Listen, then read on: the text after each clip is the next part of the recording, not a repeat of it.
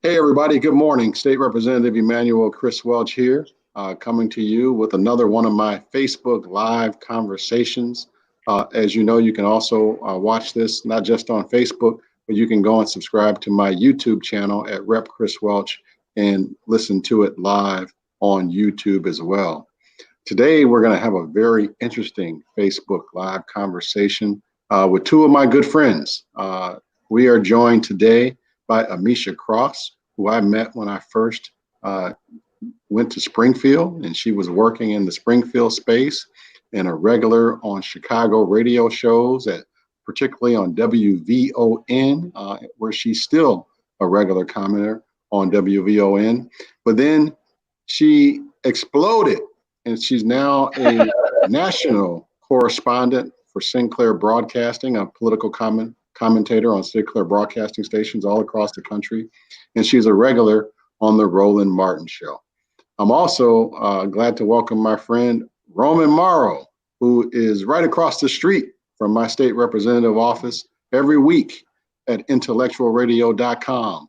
Every Monday at 5 o'clock, he is the drive at 5 on the Roman Morrow Show. And he has had me on his show, and so now I'm glad that he is having a conversation with me here today. We have a lot to talk about. And Roman's also a regular keynote speaker around the community. Most recently, he was a keynote speaker at the Maywood Rotary Club, where he dazzled the crowd. So welcome, Ameshia. Welcome, Roman. How you guys doing? Ameshia, how you doing out there in Atlanta? Good. Doing Roman, fine. excellent. Doing fine. You guys surviving this COVID-19 battle?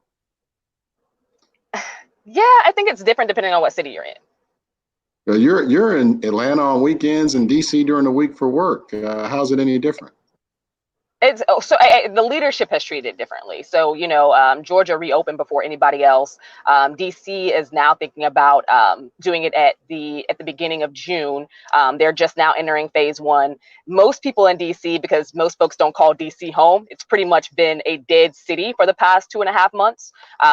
Pretty much everyone went back to their home, a lot of congressional workers and things like that. There's nothing really happening on the Hill. So you have folks who are working from home in other states. So there's really not too much action in DC aside from, of course, the protest yesterday.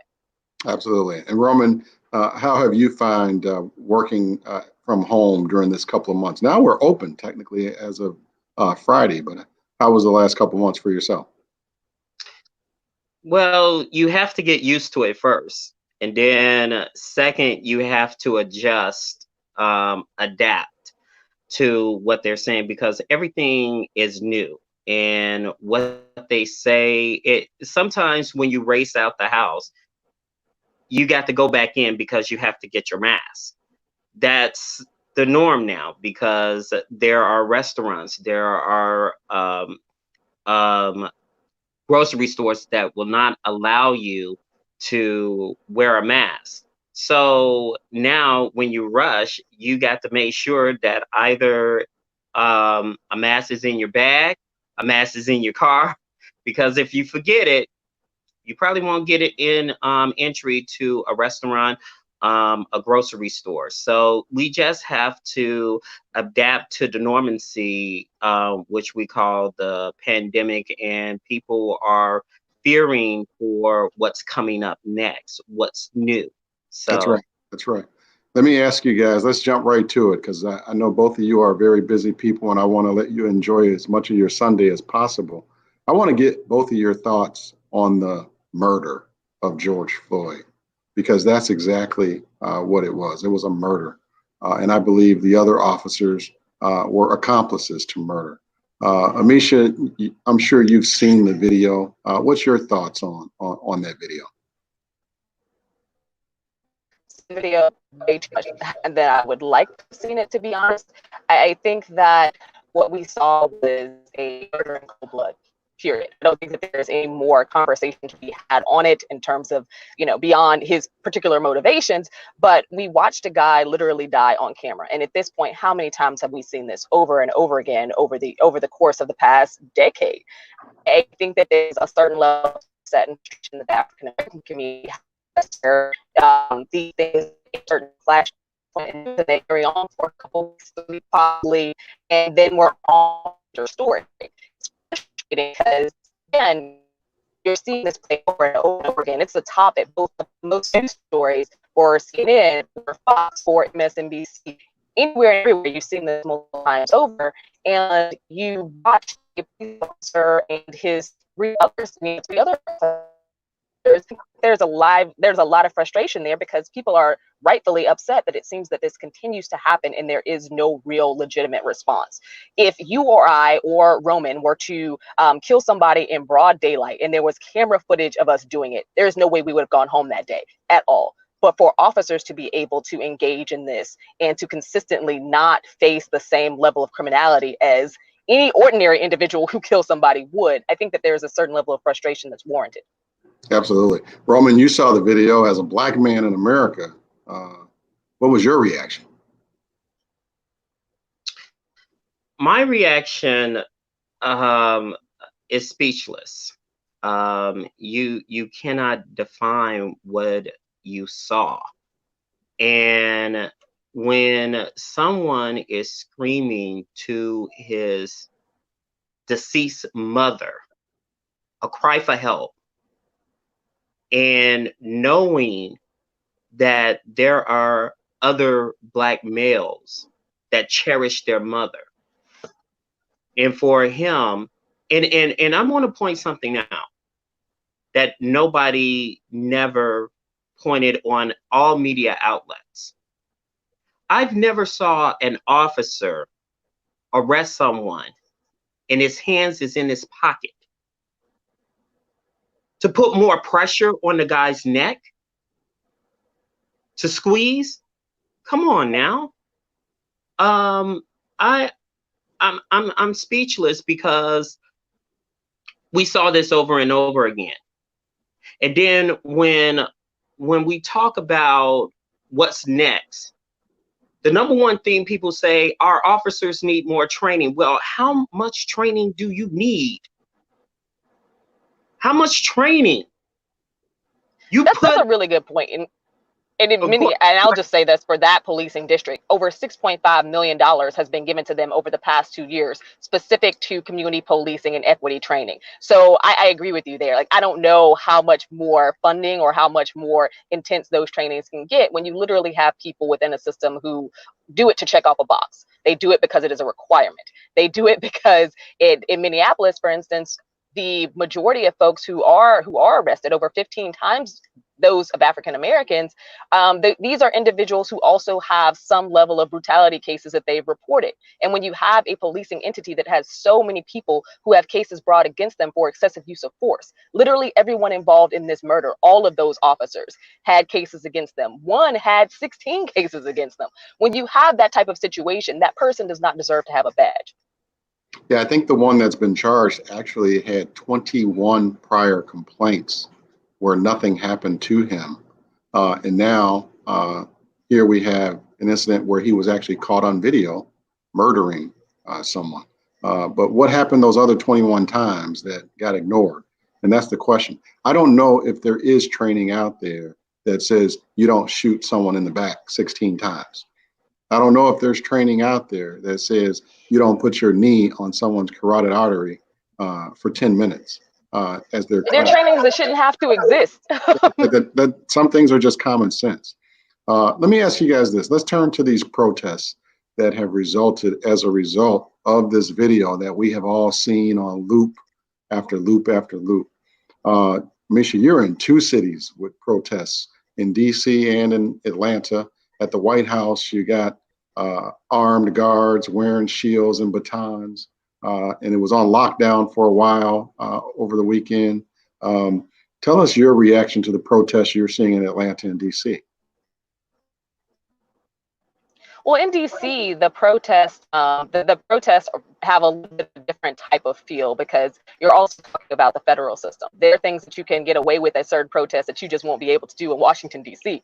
I think that it was a very smart move, to be honest, for protesters to march towards the White House because, as you know, over this weekend, we've seen President Trump amplify his aggression towards protesters themselves, specifically advocating for violence to be used against them. And this was long before there was any amount of violence in the protests themselves. We've heard the president day after day talk about his support of policing unions, irrespective to the fact that in many of the areas where he would go and speak or where he would tweet out at them, these were areas that had recently been under investigation for a lot of excessive use of force. This is a president who has also said that, you bang them up before you put them in the car. He advocates for police brutality. That's what we've seen. So I think that in DC, there was a lot of folks who are, pushing out and, reissuing the rhetoric that he uses to showcase just how problematic he is in terms of inciting a lot of the violence we see from police themselves and emboldening them. There was upset about some of the tweets that he made over the weekend as well. But DC is not going to have the types of anger, aggression, and I think, just property damage and issues that you see in Atlanta or in Chicago right now, just because, again, this is part of the federal system and those are federal crimes. So aside from the marching towards the White House and I think, the Trump Hotel and things like that, they really tried to make a statement to President Trump, not necessarily any other elected official or entity. That's a good point. Roman, Chicago, I mean, everyone's seen the images the last 24 hours. And late last night, Mayor Lightfoot instituted an immediate 9 p.m. to 6 a.m. curfew that will go on indefinitely. I know you're a news junkie like I am. What are your thoughts to what we saw these last 24 hours here in Chicago about these protests? Are these protests or are these riots? I would say, let's call a spade a spade. When you look at that video and you say to yourself, I'm mad as hell. But I just want to refresh everybody's memory, especially here in Chicago. We had Laquan McDonald. We had mass protests. And actually, we had more numbers march down the Magnificent Mile. And there was nothing like this. And they didn't have the violence. Nothing like this. None whatsoever. So it brings me to my point and to your question. As it was confirmed yesterday and it confirmed this morning, there are white nationalists spewing up, making it kind of like a race war. And if you look at it, you see all nationalities going into Walgreens, going into, it's not just blacks, it's whites too. But who's spurring the problem here? You go on the internet. These organizers, if you're going to organize a protest, then you are responsible for ending it and making sure everybody goes home. And that there's a common goal and the way that people act, and we're just not seeing that. So I do think that there's been a high level of infiltration. Obviously in Chicago, that was one of the big arguments. In Atlanta as well, as a city that doesn't have protests like that. They've had several protests, but they've always been very peaceful. And it's one of those things where the question now is, why are these people getting involved who have nothing to do with the cities that they're actually rioting in? Because those are rioters, those are not protesters. And why we see protests start for the first 2.5, 3 hours, they're smooth, they're easy, they are, they're directed towards where they need to be and they're nonviolent. And then we see, later in the day, these individuals who by and large don't even know the streets of the cities they happen to be in, come in and, incite violence, or they'll throw a Molotov cocktail, they'll do whatever they need to do to try to get the crowd roaring and to get media attention. And I don't think that that is, by and large, people who are residents of the cities that they're protesting in, or people who really have the same goal to try to help us reach some level of racial equity and reforms and systems that have failed us for so long. Yeah, I will tell you. Go ahead, Roman. Let me add something here. we have a lot of protests that goes on in Chicago. Never in history of my existence that I've seen news anchors yesterday speechless, showing emotion, anger. And I watch Dave Savini, who's a well-respected investigative reporter here, and he was lost for words. He basically said, if you coming, and there was a African American reporter on CBS, and he summed it up this way: when you do this, the message is lost. The message is lost. When we have someone's ear, when you do that, the message is gone. Now, when you break into a Wells Fargo bank, they were closed. A Bank of America, what are you getting? Bank slips? What are you getting? What are you I think getting from that?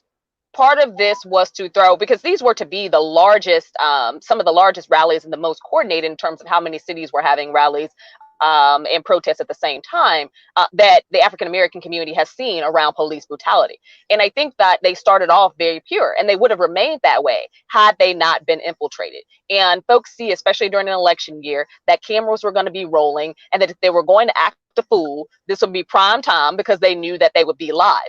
It hurts the movement to a great extent, because I do think that there are some great activists, organizers, protesters who, to Chicago's credit, I'm a South Shore person. I was on 79th Street. I was on 71st Street. There were protests day in and day out over gun violence, over police brutality, things like that. I never saw anyone be disrespectful. First, people who are attacking trucks or media vans and things like that. That's just not how we react. So to have watched that live last night, like, that was really scary, because these people are there to help reveal, help to show truths, help to cover these protests in a way that makes sense, and to help folks understand that one of America's largest cities actually cares about what's going on, even in the midst of all the things. You also have this thing that, but it just of that, and that our protests are being it left the mayor. Let me say this, Roman. Let me say this. I worked at WGN TV from 1991 to 97, right before becoming a lawyer. And most of that time, I was the weekend assignment editor. I am a news junkie, glued to it every day, all day. I have never seen reporters attacked at protests. I've never seen news cameras destroyed during protests. The message is completely getting lost when you're out there attacking the reporters who are just out there doing their jobs. And quite honestly, I've never seen protests where the protesters are attacking the police officers who are out there just trying to let them protest and be heard. And yesterday, I think a lot of their message is getting lost, because these things that we're seeing out there right now, and it's going on all across the country, it makes me wonder, who do you think has planned these protests that are going on out there right now, Ron? What they're saying is there's white nationalists and strong Trump supporters, and they're also saying there is left-wing groups as well that's doing this, according to Barr, but you don't believe that. So here's the thing. We don't know what to believe. Only thing we know, it's not us.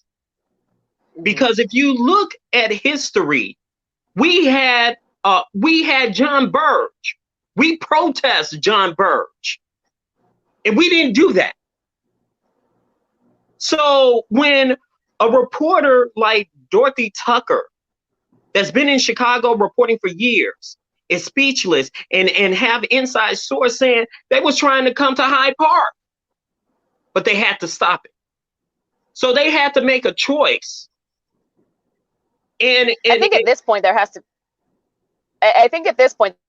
be a concerted effort for those who are protesters, the folks who have been used to fighting in the interim for African Americans for so long across the city of Chicago, to be able to, there has to be a stopping or a shutting off of these infiltrators. It's not just Chicago. Again, it's happening in Atlanta. It happened in DC to a certain extent. It's happening in cities across the country where you're seeing these folks who are dead set on making this peaceful protest look like it's something that it's not, to make it look like it's a devolution of the African American community, to make it look like Democrats can't handle protest. And those are things that I think, you know, President Trump is trying to elevate himself off of. Again, if you're watching his tweets, he is blaming the turn of some of these protests and their violence on Democratic leadership. It would not surprise me if there were some conservatives who popped up at these protests and did things that they knew were wrong to kind of set off the crowd, to get that level of media attention around aggression.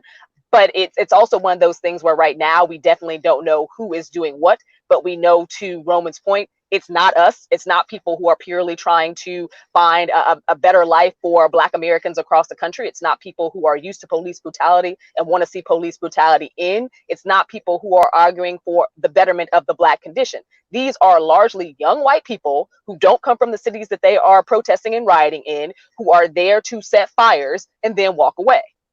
Yeah, I think I saw at one point last night there were 108 arrests in Chicago, and 108 of those people were not from Chicago. Of those arrested, 108 at one point were arrested, and 108 were not from Chicago.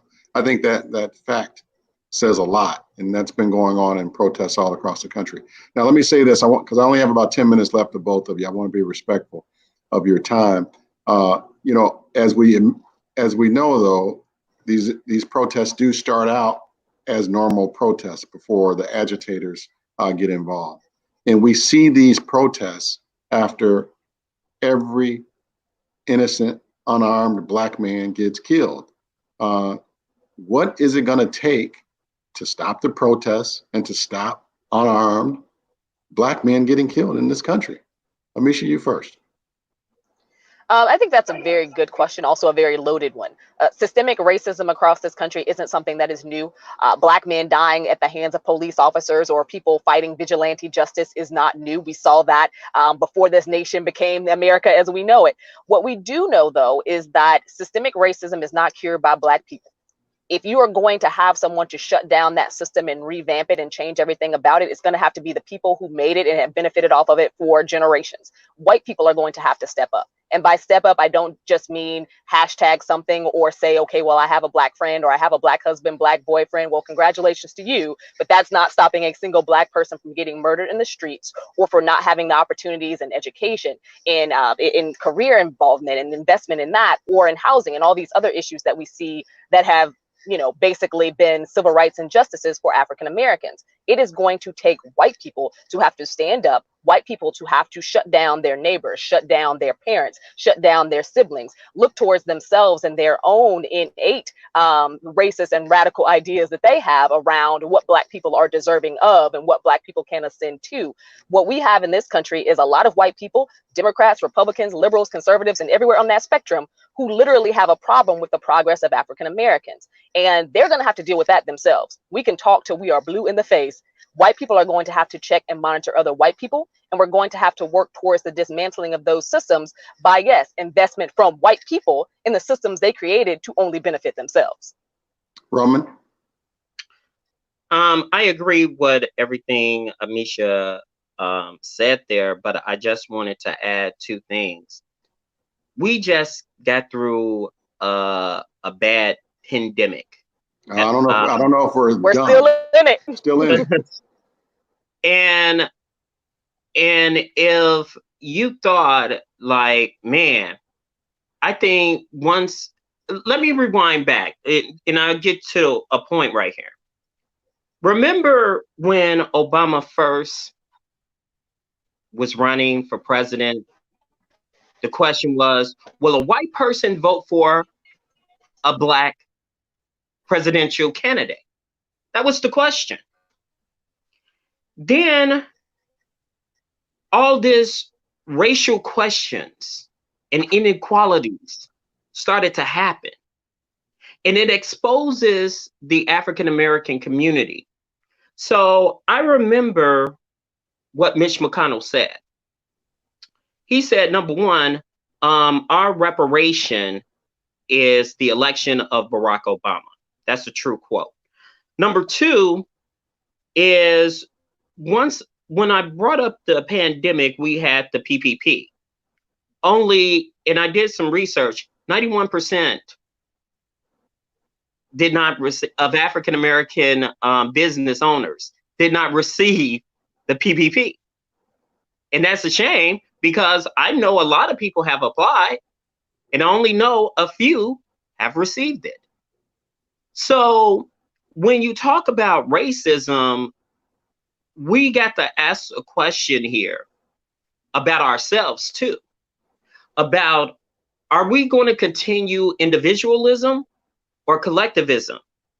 That's what's going on right now. We're looking at individualism, meaning me, myself. If you look at what the rappers are saying and what Lil Wayne said a couple of days ago, I'm only concerned about me. I'm withholding my vote.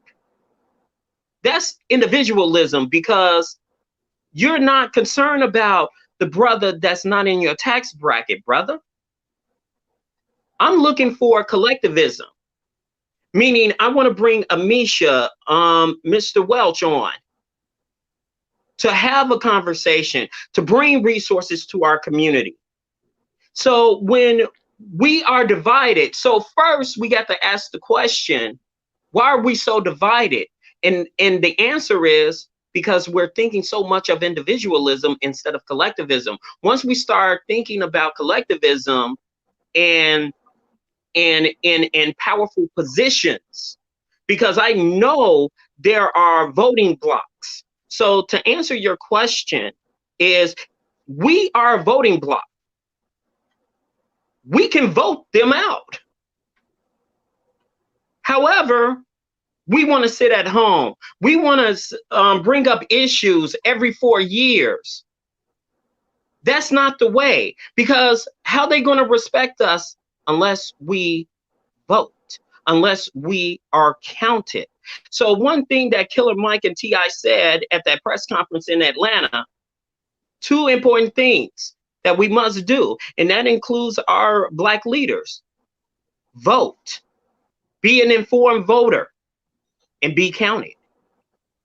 Ameshia, you're in Atlanta. Did you hear Killer Mike's at the press conference? Oh, absolutely. What'd you I think that it invoked a lot of passion. It invoked obviously a love of Atlanta. I also think that he was speaking directly from the heart. It was, there's an understanding of why people are protesting, but watching a city that it has so much Black success in terms of their businesses and their leadership, and over time has become one that America looks to as the behemoth of what it means to see Black people excel. To watch people tear that down, who largely aren't even Black people themselves, and had no real, work in building it, I think was problematic. And I think that his frustration was very rightfully owned in that moment. And he's speaking to and calling out young people who need to do better. There are other avenues. There are spaces where your voices should be heard, and there's a way to protest and a way not to protest. And I think that he took on a lot of responsibility in calling those individuals out, but also showcasing the greatness that he feels that is Atlanta. Across America, I think that we would do a lot better if we had in our community a lot more Killer Mikes who are willing to put it all on the line, who are willing to speak truth to power, but are also willing to call people out when they're doing something in the wrong way. Roman, any final comments? We got about 1.5 minutes left. Final comments? Yeah. One thing that we need to learn is right now, racism is so out there and so apparent and so blunt. And we got to start calling it what it is. Number 2 is vote. Number 3, be counted for the census. Vote. Don't sit there and complain. Vote. We can be a large voting bloc, like I said earlier, and we can be a force reckoned with if we vote. Vote like we did Obama the first term, the second term. You see what I'm saying? Stop with, I'm withholding my vote to hear a particular issue. Vote. Ameshia, final words? I like the voting rhetoric, but I would say that, more politicians matter and more elected officials on your ballot than every 4 years when you vote for president. Please pay very close attention to your state and local races. A lot of the judges, a lot of the DAs, a lot of the attorneys, these are people who are making the decisions every day that could help to change the trajectory for the African American community. A lot of that happens at the state and local level. It doesn't happen at the White House. So make sure that you're paying attention to the down ballot races. I couldn't agree more, and I really appreciate both of you taking some time on a Sunday morning to come and answer some questions with me. I really appreciate it and looking forward to doing it with both of you again real soon. So I'm going to have some final words. You guys can stick around and listen to them, but I want the folks to hear what I have to say on this particular issue. But thank you both for spewing your knowledge on this important topic. Hang around for a second and listen to my final words. This has been one heck of a week, everyone.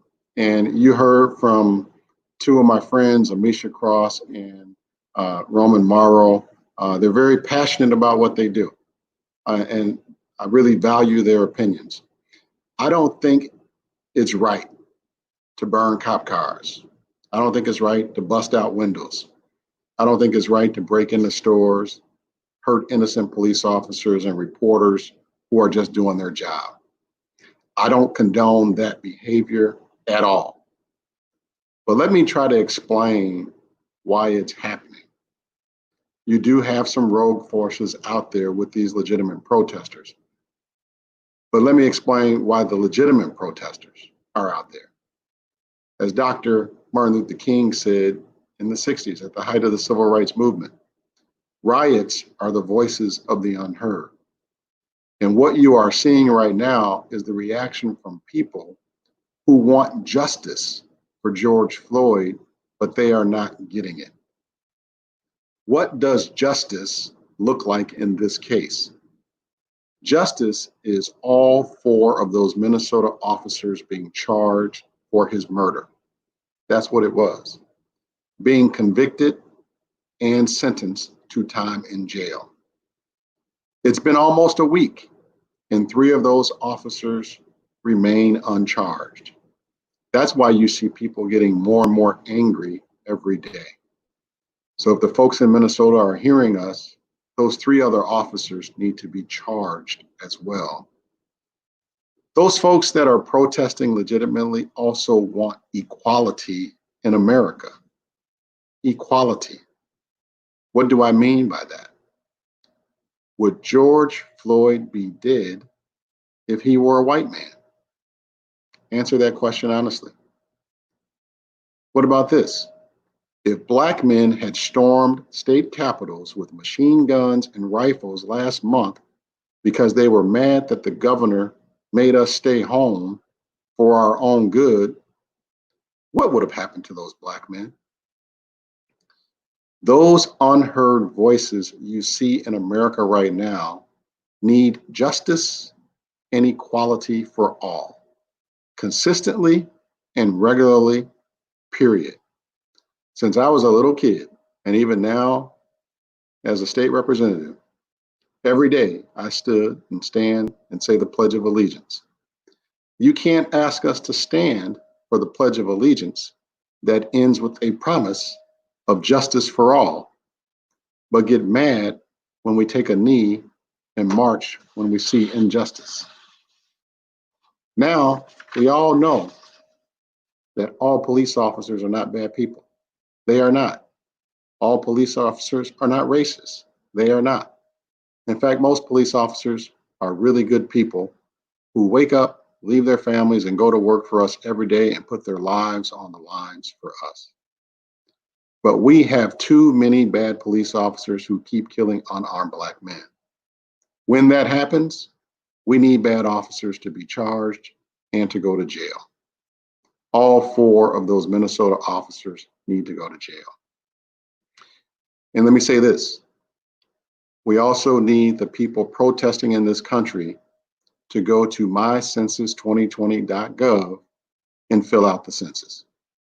We have to be counted to make a difference, because that census means resources and representation in our communities.